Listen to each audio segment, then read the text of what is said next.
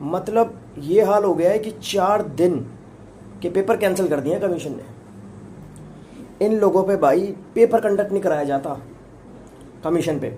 मतलब सरकार पे इतना पैसा नहीं है कि एक अच्छी एजेंसी को हायर कर सके और वो पेपर कंडक्ट करा सके।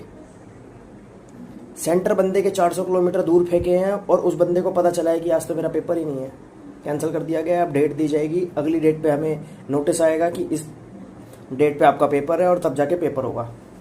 भाई बंदे देश छोड़ के दूसरे देश में नहीं जाएंगे तो फिर कहाँ जाएंगे यार? उनकी वहाँ कद्र हो रही है, यहाँ उनकी कद्र ही नहीं हो रही। जब यहाँ कद्र नहीं होगी तो बंदा दूसरे देश में ही जाएगा।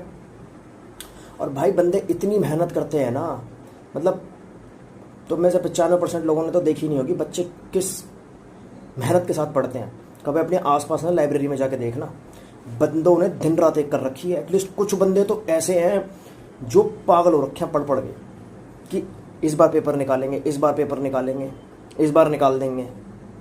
लेकिन उनको पता चलता है कि उनका पेपर ही कैंसिल हो गया है। उनको पता चलता है कि कहीं लीकेज हो गई है। उनको पता चलता है कि सेंटर पे माउस नहीं चल रहा है। सोचो फ्रस्ट्रेशन, सोचो कि वो पढ़ के गया और आखिरी में उसका माउस नहीं फंस रहा है, माउस नहीं चल रहा है और उसका ये माउस उसका करियर डिसाइड करेगा।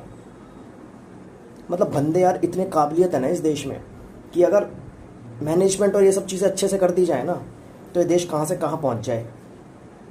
लेकिन उनकी काबिलियत का यूज़ ही नहीं हो रहा ना।